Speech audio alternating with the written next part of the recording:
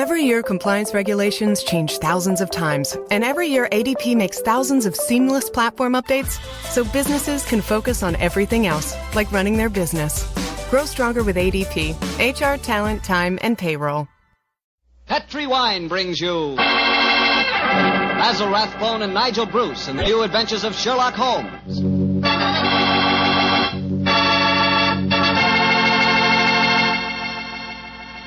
The Petri family, the family that took time to bring you good wine, invites you to listen to Dr. Watson tell us another exciting adventure he shared with his old friend, that master detective, Sherlock Holmes.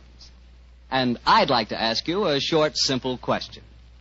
Have you ever tried a glass of sherry before dinner? If you haven't, you'll never know what you're missing till you do. And make that sherry Petri California sherry. Because Petri sherry is the best beginning a good meal ever had. Just hold a glass of Petri sherry to the light. Look at its wonderful, clear amber color. Now just get a whiff of that aroma. Bouquet, the experts call it. I'm telling you, you can just smell those big, luscious grapes. Now, best of all, taste your Petri sherry. Sip it. Sip it slowly so you don't miss one single drop of this truly delicious wine. Yes, without a doubt, Petri sherry is good wine. Oh, and incidentally, Petri makes two kinds of sherry. Regular sherry and Petri pale dry. Both are fine. And if you're not sure which you might like best, do what I do. Don't buy one, buy two. Try them both. And serve them proudly because the name Petri is the proudest name in the history of American wines.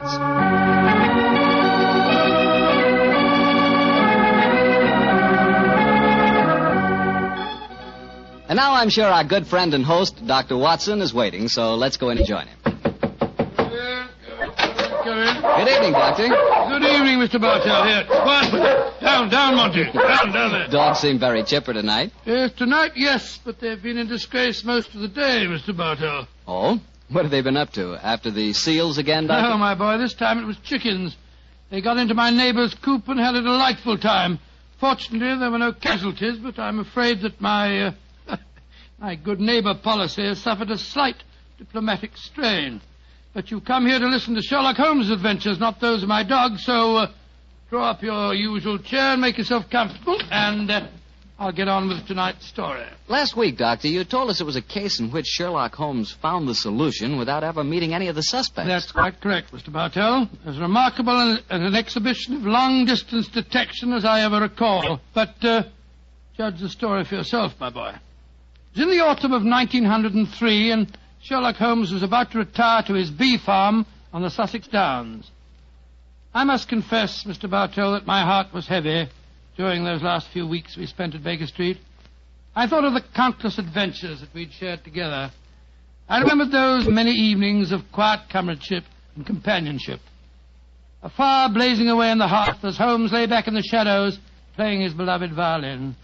And then, Mr. Bartell, as so often happened, there'd be a violent jangle on our doorbell, and some wretched soul in misery would be standing before us and pouring out his troubles. Suddenly the violin would be discarded, and Holmes the dreamer would become Holmes the man of action. Come, Watson, the game's afoot, he'd say. And in a few moments later, we'd be rattling off in a cab through the foggy, gaslit London streets. Yes, Doctor, I can imagine it was pretty hard for you to leave Baker Street. It was, Mr. Bartell. However, as it transpired, there was one more adventure awaiting us before we left. A few days before the actual move, I persuaded Holmes to take an afternoon off from his packing and accompany me on a visit to the laboratory of an old friend of mine, a Professor Jean Boulin. He was an eminent French scientist engaged in very important work at the London University. Oh, by the way, this was at a period, Mr. Bartell, when radium was something extremely new and extremely rare. The university had just acquired a minute but invaluable portion of the element, and Professor Boulin was in charge of the research connected with it. I can remember the picture so well as Holmes stood in the laboratory talking with keen interest to the distinguished scientist. Amazing, Professor Boulin. Quite amazing. Think that this tiny leaden vessel contains one of the most precious substances in the world. Yes, Mr. Holmes. We have a great deal to thank Madame Curie for. This new element may force us entirely to revise our concepts of all physical structure. Your research is a great responsibility, Boulin. It is, Watson. I must confess that I wish the authorities here would give me a freer hand. I foresee such infinite possibilities in the use, particularly the medical use of radium. But my conservative superiors seem to regard it only as a toy, a scientific curiosity. Limit your experiments accordingly, I suppose. Exactly. I'm given no opportunity to do anything that's in the least radical. Must be very disheartening. How can research ever get anywhere along those lines? It is a great misfortune, Holmes, that you've determined to retire to your bee farm. This project we could use such an analytical mind as yours. You flatter me, Professor. How many assistants do you have working with you, Boulin? 3, but none of them are very inspired, I'm afraid. What? My best assistant is a man named Barker. He's a little on the conservative side, too. But he is extremely adroit. The other 2, a young man called Taylor and the girl Gladys Hughes. They mean well. But gauche, I fear, is the only word to describe them. Why do you laugh, Boulin? I was just amused to observe that in describing my assistants, I chanced to be literal as well as figurative. It's odd that random symbolism can sometime... but never mind that. You would like to see the rest of the laboratory? Yes, indeed we Yes, would. thank you very much. I have some extraordinarily interesting photographic plates that record the emanations of radium. They're over here. I think you will find them most fascinating.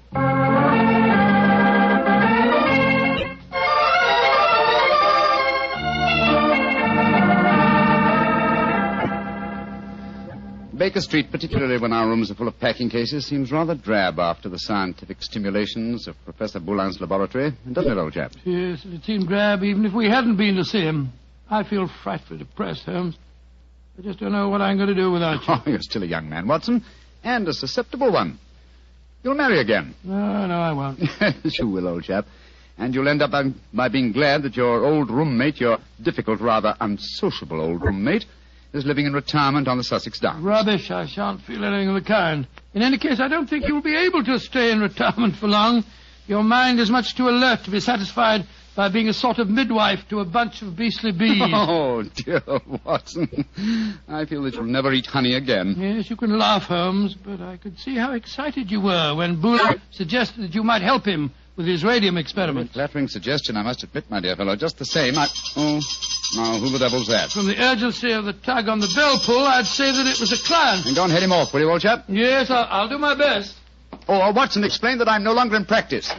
Too late, Holmes. He's brushed past Mrs. Hudson. Here he comes rushing up the stairs. Oh, confound it. I beg your pardon, sir. You but, Mr. Sherlock Holmes?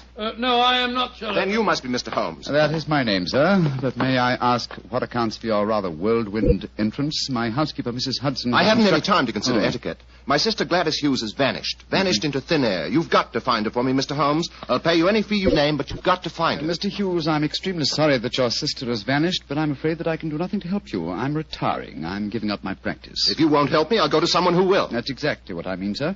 I suggest that you go to the police, or if you insist on a private investigator, I can strongly recommend Mr. Martin Hewitt. Yes. His address is 39 Pont Street, Knightsbridge. Good day to you. Good day, Mr. Hughes. 36 Pont Street, Knightsbridge. Mr. Martin. Yes, I can understand his concern, but his manners leave a great deal to be desired. Holmes.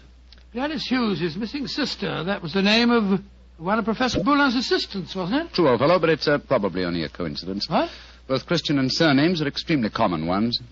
Well, I have a feeling that it may not be a coincidence. Oh, come now, my dear fellow. Don't you try and embroil me in a fresh adventure. I've retired and I'm leaving for Sussex in a few days. And if any more clients come wrenching at my doorbell, I shall ignore them.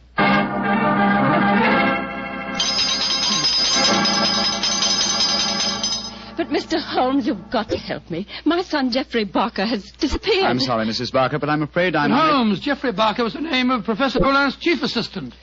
Watson, please believe me when I say that I'm not to be inveigled into any further...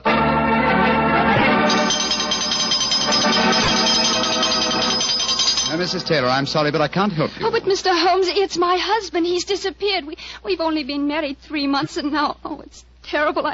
I've been so worried ever since he started to work on that strange new radium with Professor Jean Ballon. Holmes, you can't pretend it's coincidence any longer. Gladys Hughes, Geoffrey Barker, and now Taylor. The 3 assistants of Professor Boulin. I know it, Watson. Mrs. Taylor, the moving van will be here tomorrow to take my things to Sussex. I shall follow them immediately. I have retired, madam. Do you understand that? Retired.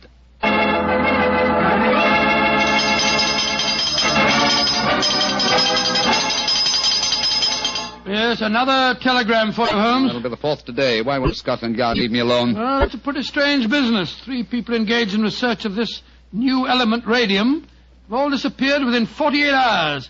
Scotland Yard needs your help. Let them earn their salaries, my dear Watson. I've helped them for the last time. Well, let's see how they've couched their latest effusion. Oh, this isn't from Scotland Yard. It's from my brother, Mycroft. Mycroft? What's he going to say? Listen to this. Now Professor Boulin has disappeared. Great Scott. And the radium with him.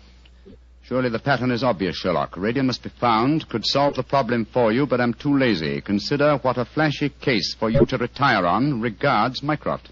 The old devil. Holmes, this is shocking.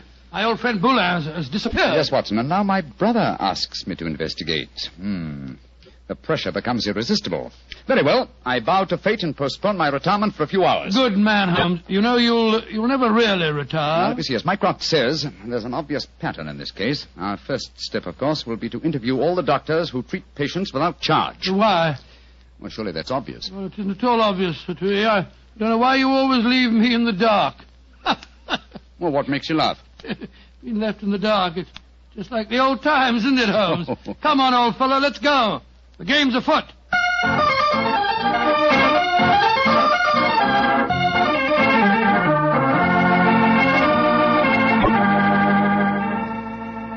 Dr. MacDonald, this is Mr. Sherlock Holmes.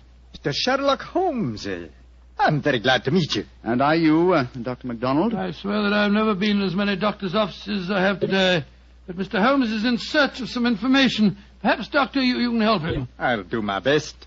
What do you want to know, Mr. Holmes? Whether you have any charity patients with skin eruptions or growths of any kind. I mean, patients that have not kept their appointments recently, perhaps.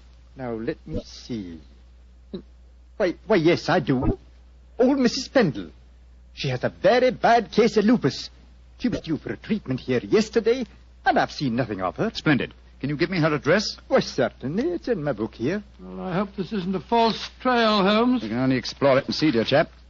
Here we are. Mrs. Pendle, 36 Elm Gardens, Clapham. Mrs. Pendle, 36 Elm Gardens, Clapham. Thank you, Doctor. I'm greatly obliged to you.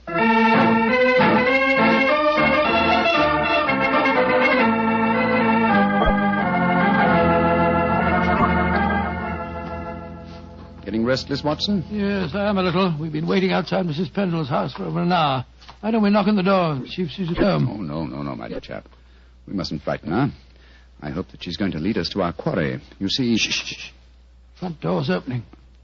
A woman's coming out. Yes, it's Mrs. Pendle, beyond doubt. Look at that bandage around the upper part of her face. Yeah, hello, she's turning down the street. We're going to follow her, I suppose. Naturally, but let's give her a start, shall we? We don't want her to spot us. Well, while we're waiting, perhaps you'll clear up 1 or 2 points for me. I'm still very much in the dark. With pleasure, old chap. What puzzles you? Well, one of the things that Come on. What? We've given her enough of a start. Let's follow her. Oh, very well. But look here, you asked me what I didn't understand. 2 things puzzle me. What did Mycroft mean by the pattern of the case? Why are we following a poor sick old lady through the London streets? I'll answer the first question, and I think the answer to the second will be self-apparent. The pattern of the case is clear. Professor Boulin and his 3 assistants have vanished together with the radium, but their disappearances were not simultaneous. Had they been so, it would have been a transparent case of theft. But with the disappearances gradual rather than simultaneous, the emphasis has been subtly shifted. Yes, I can see that, Holmes, but what do you suppose is at the back of the whole business? Can't be a simple case of theft. Radium is enormously valuable. But it'd be hard stuff to sell again. Not to an unscrupulous criminal with a knowledge of medicine, Watson. My own theory, and I admit at the moment that it's purely a theory, is that Professor Boulin was worried because he was so hampered in his research. You remember that he stressed his great faith in the medical values of the new element, radium. Yes, he did. It's more than possible that he places the rights of science above the rights of property, that he's determined that he and his group will carry on their invaluable research unhampered by the conservative restraints of the university. I see what you mean, Holmes, but how does Mrs. Pendle, the poor woman that we're following, enter the picture? Because one of the chief lines of radium research on the continent so far has been with her sort of trouble. Professor Boulin's obvious move, if my theory is correct, would be to contact poverty-stricken patients, promise them relief, induce them to abandon their regular treatments, and submit to him. By Jove, yes, Holmes, that seems perfectly logical, and yet I can't believe that Boulin would... Mrs. Pendleton has reached her destination. She's turned down a driveway. Yes, she's walking up to what looks like a deserted warehouse. Hurry, old chap. Don't let her out of our sight. She's opened the door without knocking. She's gone in. We'll wait here for a moment or two, then we'll follow her. I have a feeling that your old friend, Professor Boulin, is not far away, Watson. Yes, you're probably right. But I hope we can do something to protect him from the consequences of what he's done. It might easily mean the finish of a brilliant career. I'll do everything in my power, but you know as well as I do... Shh, look. Mrs. Pendle's coming out again. Yes, and she's in trouble. Come on. Mrs. Pendle, what's wrong? I don't know how you know my name or who you be, but you ask me what's wrong. They tell me to come here to this address, and I find a doctor who'd help my face. I comes here, and what do I find? What did you find, madam? A corpse, sir. That's what I find. A dead man lying there in a great pool of his own blood.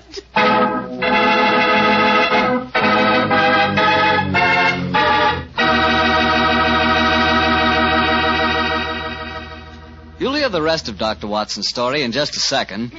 So I'm just going to remind you that there's one wine which everyone likes and which is good on any occasion. Petri California Sherry. You want a swell wine to serve before dinner? The perfect answer is Petri Sherry. If you want a wine that's delicious after dinner, or later in the evening when you're just talking things over with your friends, again you want Petri Sherry. And if you want a wonderful wine to serve at cocktail time, naturally you want Petri Sherry. Sherry is a wine that's good at any time. And Petri, well, Petri is the wine that's good all the time.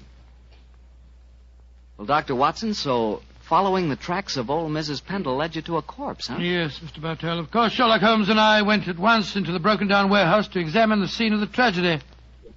Slumped over a desk in a darkened, shabby room, a flickering candle giving a macabre lighting to the scene, was the body of a man. I think I knew its identity even before Holmes turned to me and said... It's Professor Boulin. All right, Watson. Poor devil. Murdered, of course. Yes, but examine him for yourself, will you? Yes.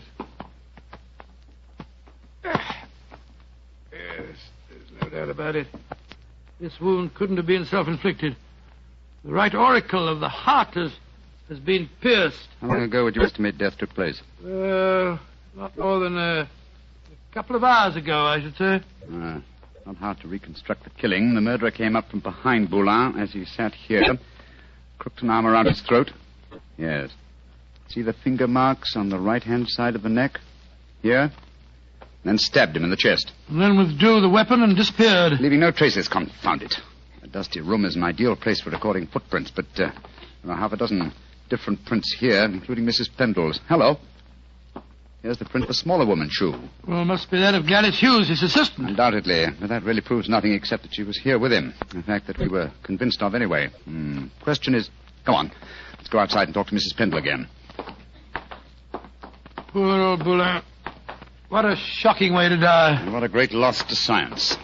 I suppose the murderer must have stolen the radium. We found no trace of it in there. Undoubtedly, the possession of the radium was the motive for the murder.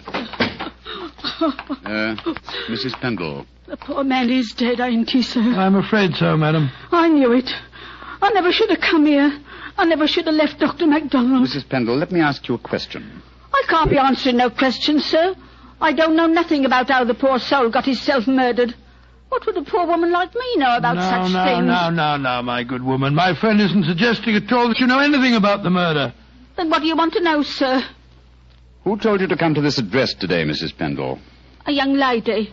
Nice young lady she was, too. She met me coming out of Dr. MacDonald's yesterday and told me that if I come here today, I'd find a doctor who could cure me. Yeah, that was obviously Miss Hughes. Holmes? I believe that your theory was right. Come on, Mrs. Pendle. We'll escort you to the nearest police station where you can report the murder. Yes, sir. And then, Watson, we must keep on the track of the radium. That, perhaps, is more important than any life. Well, how are we going to do that? We haven't a clue to go on. Remember that Professor Boulin's 3 assistants are still missing. We must go to the homes of each of them and see what can be found out. Mr. Hughes, you must realize by now that your sister's disappearance is part of something vastly more significant than you think. I must ask you in the My first... sister didn't disappear, Mr. What do you mean, sir? You came to us and said that you had. Oh, it was all a mistake, gentlemen. She came back today. She'd just been down to the seaside for a short rest, and she'd forgotten to let me know. I'm sorry to have bothered you. May I see your sister at once, please? I'm sorry, Mr. Holmes, but she's out just now. I don't know where she's gone or what time she'll be back. Mrs. Barker, I've come to you about your son's disappearance. I'm afraid that... But my son didn't disappear, Mr. Holmes. It was all a misunderstanding. He came home today. Then may we speak to him, please, Mrs. Barker? Well, I'm afraid that's impossible. You see, he... Mrs. Taylor, I want to talk to you about your husband's disappearance. Oh, that. He came home this afternoon, Mr. Holmes. At first I was so suspicious, but when he explained, well, I'm sure you know how it is in the first few months of marriage, those little tips.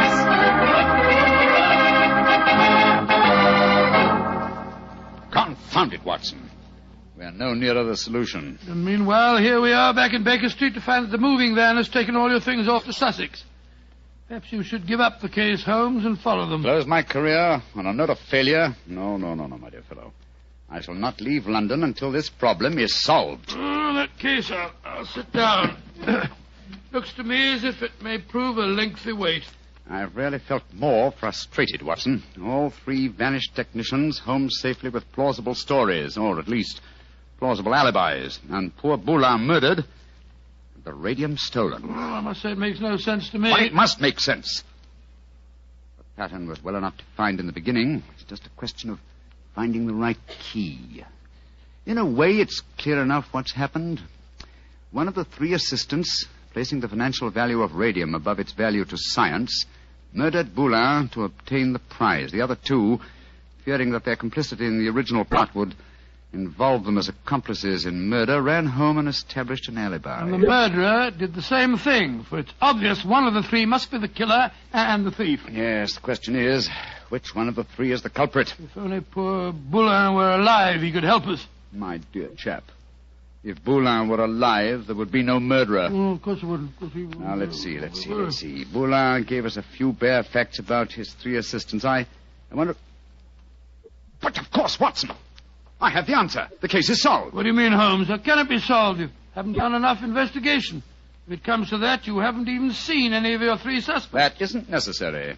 Oh, you know who did it? Yes, Watson, and so should you. But we know nothing to set them apart from each other, except that one of them's a girl. We know more than that, my dear fellow. Think hard. Well, Boulin told us that Geoffrey Barker was an excellent technician, while the other 2 were somewhat clumsy. We know even more than that.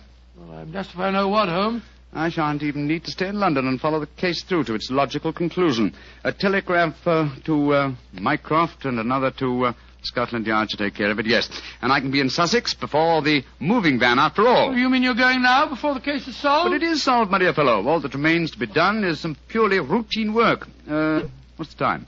Look, it's just 3 o'clock. Splendid. If we hurry, we can catch the 3:45 express from Waterloo. We? Yes, I was counting on you spending a few days down there with me, old chap. I hope you can spare the time. I should hate to make so drastic a change without my good old friend Watson at my side. Oh, of course. I'm delighted, but what, my dear boy? The case of the disappearing scientists. Wait until we get to Sussex, shall we? As soon as I get an answer to my telegrams, I'll explain the whole thing to you. And now let's hurry, shall we? Our train leaves in 40 minutes.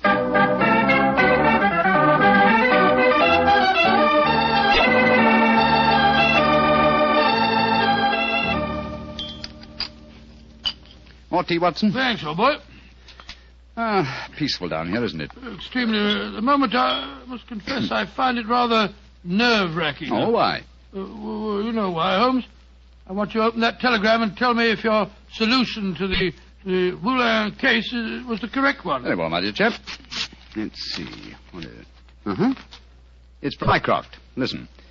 Murderer arrested and radium recovered. Well done, Sherlock, though you took longer than I expected. Regards, Mycroft. Congratulations, Holmes. And now perhaps you'll condescend to tell me how you solved it. Don't be angry with me, old chap. I only wanted to make sure that my solution was correct. You remember the nature of the fatal wound on Boulin's body? Of course. He'd been stabbed through the right auricle of the heart. From behind, proving that the murderer was clearly right-handed. Oh, what does that signify? Almost everybody's right-handed. Oh, no, not in this case. If you recall, Professor Boulin said that Geoffrey Barker was adroit, while his other two assistants were gauche. Then he laughed because he said his remark was true both literally and figuratively. I still don't see what I was talking about. Oh, come now, Watson, come. Gauche. Think of the origin of the word adroit. Ardois. Droit is the French word for right. And gauche is the word for left. Meaning the two gauche assistants were left-handed, and therefore only the adroit, the right-handed Barker, could have inflicted the fatal wound. I see it now, Holmes. You know, if you'd remembered that mark of Boulin's at the time we found his body, you could have solved the case much sooner. That's true, old fellow, very true. And when my old friend Watson points out that my memory is failing and my mind sluggish, then I know that my retirement has been postponed for far too long.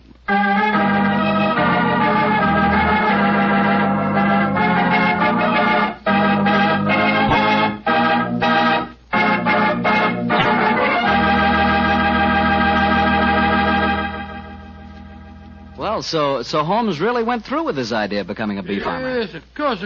It became one of his favorite hobbies. Do you know anything about the raising of bees? Oh, nothing at all. The only connection I've ever had with bees was very remote. Once I had the hives. Once you had the... Oh, no, Mr. Barker. Oh, yes, Dr. Watson. But seriously, I do know one thing about bees. Even when you know all about them, you're apt to get stung. That's true enough. So I'll make my hobby Petri wine. You know, you can't miss when you buy Petri wine, because Petri wine is always good wine. The Petri family has been making fine wine for generations. In fact, they started way back in the 1800s. And they've handed on down from father to son, the knowledge and experience absolutely essential to the making of truly fine wine. And since the making of Petri wine is a family affair, you can be sure that the name Petri means something on a bottle of wine. Those letters Petri are more than a trademark. They're the personal assurance of the Petri family that every drop of Petri wine is good wine. So when you buy wine of any type, you can put your faith in the Petri label, because Petri took time to bring you good wine. Well, Dr. Watson, what new Sherlock Holmes story are you going to tell us next week? Well, now let me see. Next week, Mr. Bartell, I'm going to tell you about one of the weirdest adventures that Holmes and I ever had. It concerns a haunted chapel in the wilds of Cornwall, strange organ music that played at midnight, and the headless ghost of a murdered monk.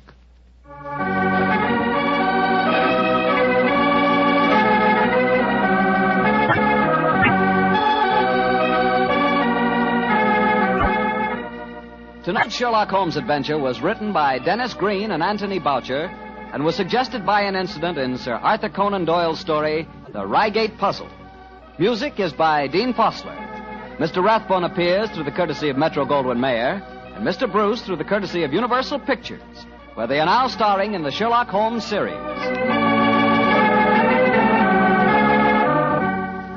The Petri Wine Company of San Francisco, California, invites you to tune in again next week, same time, same station. Sherlock Holmes comes to you from our Hollywood studios.